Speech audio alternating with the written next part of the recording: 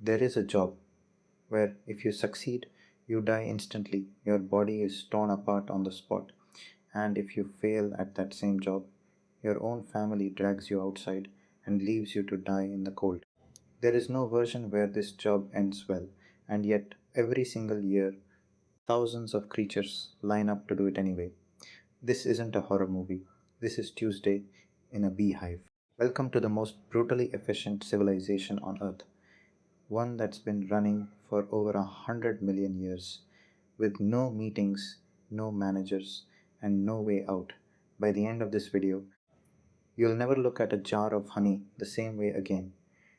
And I'm going to ask you a question halfway through that you've probably never asked yourself. Quick thing before we go further, almost every bee you've ever seen on a flower, in your garden, on a honey jar label is female.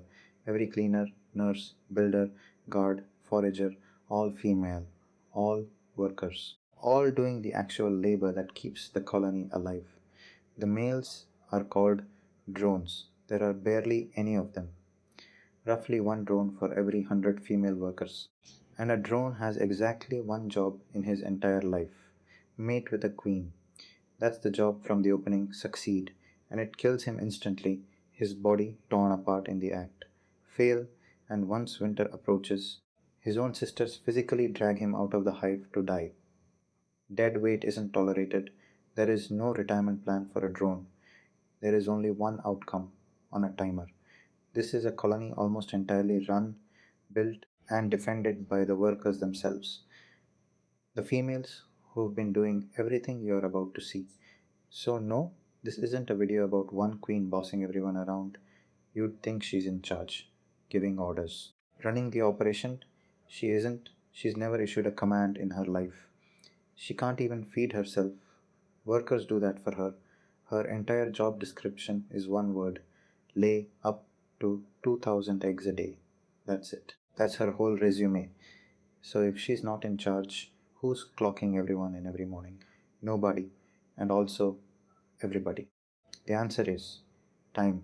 Every worker bee is born with her entire career already scheduled, not on paper. In her glands, day 1. Cleaner, she crawls through the hive, scrubbing empty cells spotless, so the next generation has somewhere safe to grow. Day 6. Without a single promotion meeting, she's now a nurse, feeding tiny larvae a food so nutrient dense, scientists still haven't fully replicated it. Day 12. Her own body starts leaking wax, tiny white flakes, straight from glands beneath her abdomen. She chews them into perfect hexagons. No architect, no blueprint, yet every cell fits with astonishing precision. Day 18. She's security, standing at the entrance, checking every single bee that arrives. Intruders don't get a warning, they get chased off. And only in her final days, she gets the job everyone assumes bees do all along: forager, flying from flower to flower, hunting nectar and pollen. The single most dangerous role in the colony, the one most likely to get her killed. Now imagine that timeline was yours. At 18, you're a nurse. At 25, your body simply decides you're now an engineer.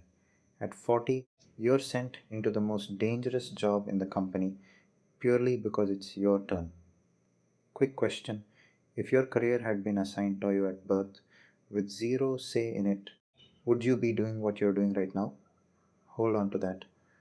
We're coming back to it. Here's something most bee videos skip entirely. Bees don't just steer by the sun, they can feel the Earth's magnetic field. Scientists believe there are microscopic magnetic crystals inside their bodies, acting like a built in compass.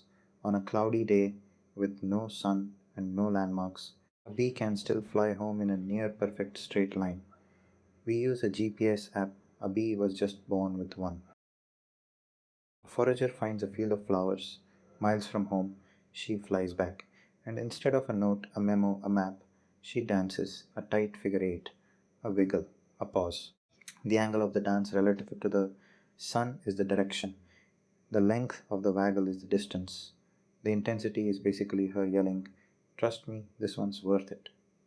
In total darkness, on the surface of the comb, other bees read this dance and fly the exact same route. First try.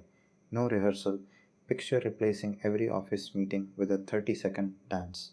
No slides. No let's circle back. Just movement. And somehow everyone gets it. While we're here, a few more things that sound made up. They're not bees can be trained, like actual tiny employees, to detect landmines and explosives by scent alone. Bees have also been trained to detect certain human diseases on a person's breath, sometimes before standard medical tests can. And in one of the strangest studies in entomology, bees can recognize individual human faces, not shapes, faces, with a brain the size of a sesame seed, a brain smaller than a grain of rice, outperforming most people at remembering who they met at a party once. Now, the honey, because most people have no idea what it costs.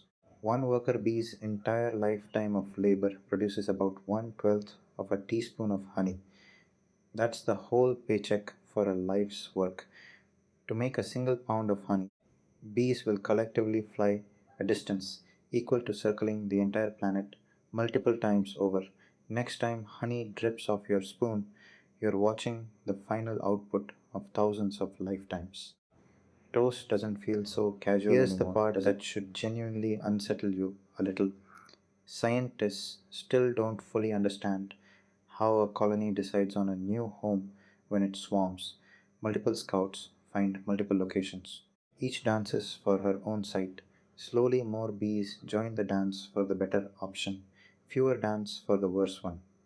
Eventually, without a vote, without a leader, without a single bee seeing the full picture, the entire colony agrees and moves together thousands of individuals, zero conversation, one decision.